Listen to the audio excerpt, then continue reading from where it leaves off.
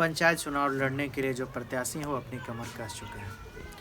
अभी हम बख्तियारपुर के चंपापुर पंचायत में हैं, जहां पर के मुखिया प्रत्याशी के तौर पर इस बार फिर से मुखिया प्रत्याशी के रूप में लालती देवी मैदान में हैं और उनकी योजनाओं और व्यवस्थाओं के बारे में बताने के लिए उनके पति प्रतिनिधि के तौर पर गोरेलाल जी हमारे साथ हैं।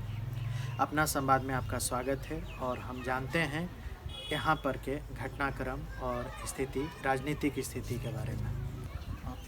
पहले तो स्वागत है आपका अपना संवाद में गोरेलाल जी। जी बहुत बहुत धन्यवाद। ये आप पहले भी चुनाव लड़ चुके हैं, इस बार फिर से मैदान में आने का क्या वजह रहा? मैदान में आने का वजह है कि हम अगले बार चुनाव मेरी अपनी पत्नी की लड़ाए थे और हम प्रतिनिधित्व के काम कर रहे हैं और 5 साल चुनाव हारने के बाद हमने जनता के बीच में जनता का जितना भी काम हमसे बन पड़ा वे आज तक करते रहे हैं और करते आ रहे हैं। और अबर बार जनता वर्तमान मुखिया का कार्य देख करके सब विक्षुब्ध है और मेरे ऊपर लोग कह रहे हैं कि आप अपनी पत्नी को फिर से चुनाव लड़ाइए, हम लोग आपके साथ हैं। और जितने भी काम इस पंचायत में बचा हुआ है उस काम को यदि मेरी पत्नी जीतती है तो हम उस काम को पूरा करें। क्या योजनाएं हैं जिससे आपको लग रहा है कि इस बार आप चुनाव में बाजी पूर्ण रूप से मार लेंगे? इसका कारण है कि कहीं कुछ काम नहीं हुआ पंचायत में, और पंचायत में यदि काम हुआ तो कागज़ पर काम हुआ। अभी वर्तमान मुखिया के द्वारा जो काम हो रहा है वो सिर्फ कागज़ पर ही काम किया जा रहा है। सभी गली नली का योजना चल रहा है और गली नली का योजना चल रहा है, उसमें कहीं कुछ काम नहीं हुआ आज तक। और जल नल है, माननीय मुख्यमंत्री का यह उद्देश्य है कि पूरे बिहार में हर पंचायत में हर गली नली बने और पानी का व्यवस्था किया जाए, नल से जल दिया जाए। लेकिन मेरे पंचायत में कहीं नल नहीं चल रहा, सभी जगह जो है कि ऐसे ही मुखदर्शक बना हुआ है, लगा हुआ है और कहीं किसी तरह का कोई पानी आपूर्ति नहीं हो रही। तो सरकार द्वारा जो योजनाएं चल रही है उसको जनता तक ले जाने के लिए, क्योंकि जनता तक जा नहीं पाता है, समझ नहीं पाते हैं, इसके वजह से बहुत सारे करप्शन उसमें जुड़े हुए रहते हैं।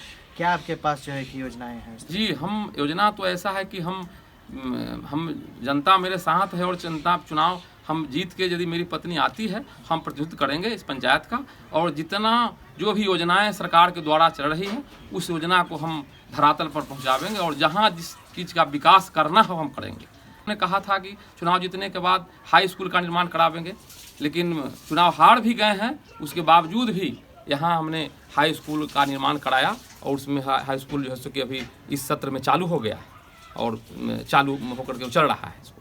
आपके चुनाव न जीतने के लिए कोई कारण जो आपको नज़र आ जिसे आप इस बार समेटना चाहें? हो सकता है कि हम किसी तरह का कोई चूक हुआ होगा जनता के हमारा तरफ से। अब उस जनता को जो है सो कि हम क्या कहें, जनता मुझे कुछ कहीं की चूक हुआ होगा या कहने में कुछ दिक्कत हुआ होगा। और कुछ लोग सारे कुछ थे, कुछ लोग जो चुनाव कुछ वोट काट लिए थे और वह चुनाव जो है सो काटने के बाद हम चुनाव हार गए थे।